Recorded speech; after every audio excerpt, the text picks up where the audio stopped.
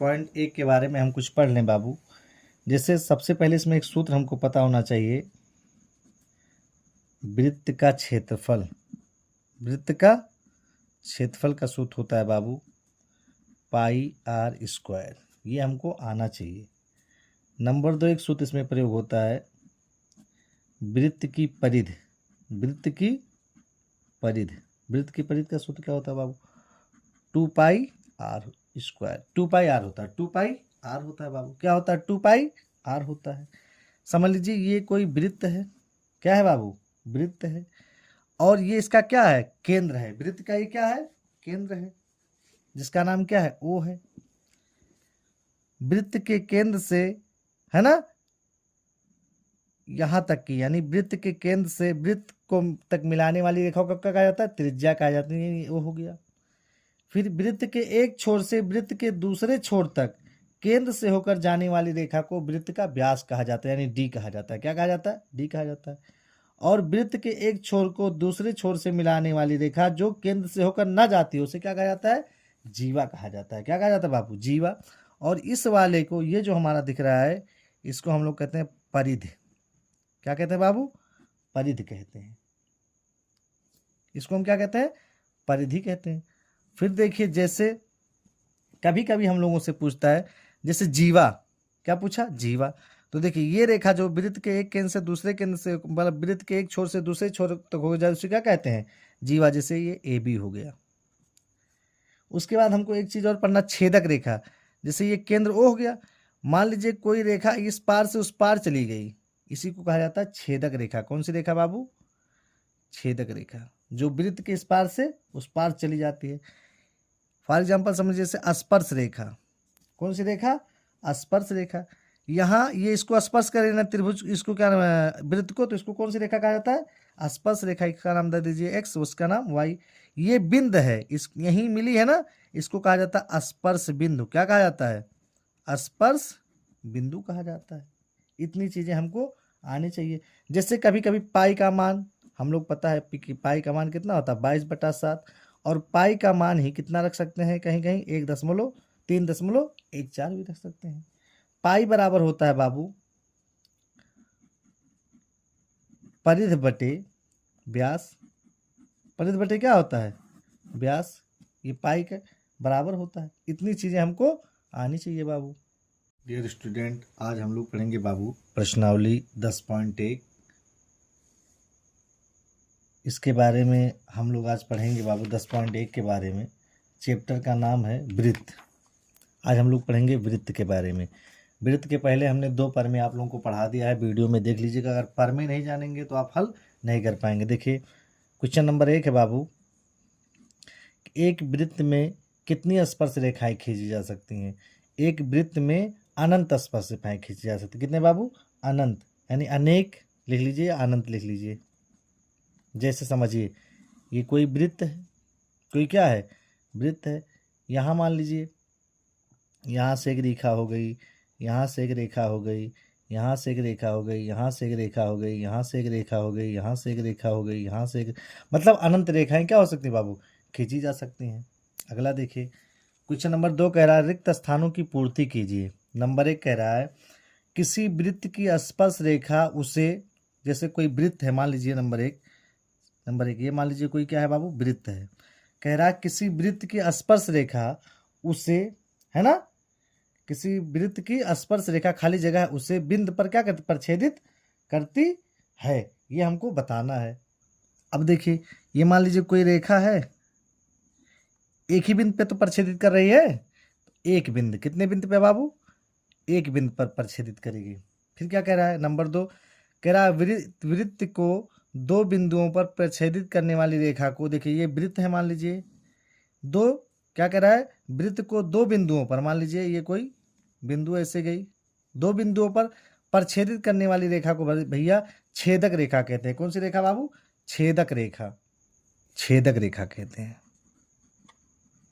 छेदक रेखा कहते हैं। एक वृत्त की, है ना, एक वृत्त की समानांतर स्पर्श रेखाएं हो सकती हैं। ये हमको क्या करना है? इसमें भरना है।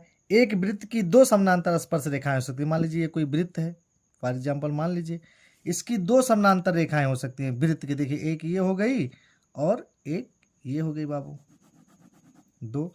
तो यहाँ क्या भरा जाएगा, दो। एक वृत्त की दो समानांतर स्पर्श रेखाएं हो सकती हैं। ये देखिए इसका यही तो दो स्पर्श रेखाएं हैं। नंबर 3 है, एक वृत्त तथा उसकी स्पर्श रेखा के उभयनिष्ठ बिंदु को क्या कहते हैं बाबू? उभयनिष्ठ बिंदु को क्या कहते हैं? बिंदु कहते हैं। मान लीजिए ये कोई है, इसका ये ले लीजिए, यही, इसी को क्या कहा जाता है? इसका उभयनिष्ठ यही तो बिंदु है, इसी को कहा जाता है बिंदु। क्या कहा जाता है बाबू? बिंदु कहा जाता है।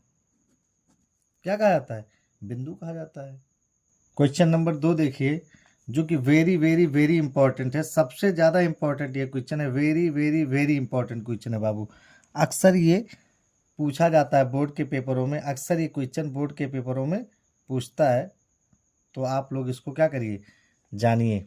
देखिए वेरी वेरी इंपॉर्टेंट, 1 नंबर में, 2 नंबर में, 3 नंबर में, ये हर साल पूछता है बाबू। ये आप लोगों को आना अनिवार्य है। देखिए क्या कह रहा है, कह रहा 5 सेंटीमीटर त्रिज्या वाले एक वृत्त के बिंदु P पर स्पर्श रेखा PQ केंद्र O से जाने वाली एक रेखा से बिंदु Q पर इस प्रकार मिलती है कि OQ बराबर 12 सेंटीमीटर और PQ की क्या बताना है, लंबाई।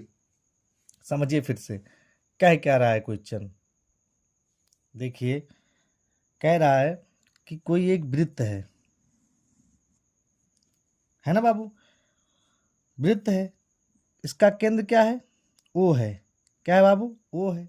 फिर क्या कह रहा है, O केंद्र से जाने वाली रेखा बिंदु Q पर, किस पे, बिंदु Q पर इस प्रकार मिलती है कि OQ 12 सेंटीमीटर। त्रिज्या कितना दिया इसकी बाबू 5 सेंटीमीटर, यानी त्रिज्या यही तो होगा, है ना। तो हम इसको क्या मान लें, P मान लें, है ना, OP। फिर क्या कह रहा है, P स्पर्श रेखा, तो हम ये मान लें कोई इसकी कौन सी रेखा है बाबू, स्पर्श रेखा है। इसको इससे क्या कर दिए, मिला दिए, इसका नाम हमने क्या रख दिया, Q। ये आप जब क्वेश्चन लगाएंगे तो आपको समझ में आ जाएगा कौन सा हमको P रखना है, कौन सा हमको क्या रखना है, Q रखना है। ये आपके समझ में अपने आप से आ जाएगा बाबू। आगे देखिए फिर क्या कह रहा है, OQ बराबर 12 सेंटीमीटर, है ना, और त्रिज्या हमको कितना दिया है, 5 सेंटीमीटर दिया है। हमको PQ की क्या बताना है, इसकी लंबाई बताना है बाबू। देखिए हम लोग उसमें पढ़े हैं, प्रमेय 10.1 में लिखे इसे, हम जानते हैं कि प्रमेय 10.1 से, किससे, 10.1 से, कि कोण P बराबर, ये कोण P है ना, ये कितने अंश का है, 90 अंश का है, 90। अब ये समकोण बन गया ना, अब हम इसमें क्या लगा सकते हैं, पाइथागोरस प्रमेय लगा सकते हैं। लिखिए त्रिभुज, है ना बाबू, OPQ एक समकोण त्रिभुज है।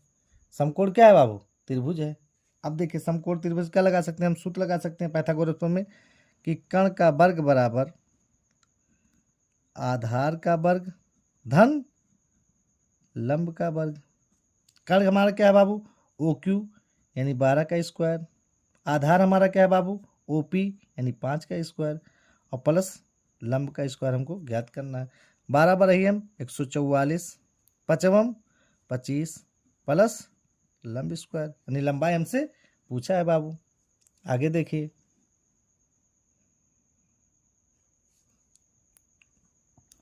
144, इसको इधर लेके आएंगे तो माइनस हो जाएगा, बराबर लंब स्क्वायर। 144 में से 25 घटाएंगे कितना बचेगा वो, 119 बराबर लंब स्क्वायर। अब लंब बराबर हमारा हो जाएगा, स्क्वायर हटाएंगे तो क्या लग जाएगा, अंडर रूट 119, क्या हो जाएगा 119। ये हमारा क्या हो गया बाबू, आंसर हो गया। और विकल्प कौन सा सही है हमारा, डी सही है। विकल्प कौन सा सही है हमारा, डी सही है बाबू। कौन सा विकल्प सही है, डी सही है। देखिएगा आगे क्वेश्चन नंबर 4 देखिए क्या कह रहा है, कह रहा है कि एक वृत्त खींचिए, कोई एक वृत्त खींचिए और एक दी गई रेखा के समानांतर, मान लीजिए यहाँ कोई दी गई क्या है, रेखा है, दी गई रेखा, इसका नाम डाल देना P और इसका नाम Q। कह रहा कि दी गई रेखा के समानांतर दो ऐसी रेखाएं खींचिए, दो कह रहा कि इस रेखा के समानांतर दो ऐसी रेखाएं खींचिए, उनमें से एक स्पर्श रेखा हो। कौन सी रेखा हो, स्पर्श रेखा। तो मान लीजिए इसका केंद्र ये हो गया, ये आपकी हो गई कौन सी रेखा बाबू, स्पर्श रेखा। नाम दे दीजिए CD। एक स्पर्श रेखा तथा दूसरी छेदक रेखा हो। कौन सी रेखा हो बाबू, छेदक रेखा हो। तो मान लीजिए इस पार से उस पार जा रही, कौन सा रेखा कहते हैं, छेदक रेखा। इसका नाम दे दीजिए AB दे दीजिए। ये हमारा क्या हो गया, आंसर हो गया बाबू, ये हमारा क्या हो गया, आंसर हो गया।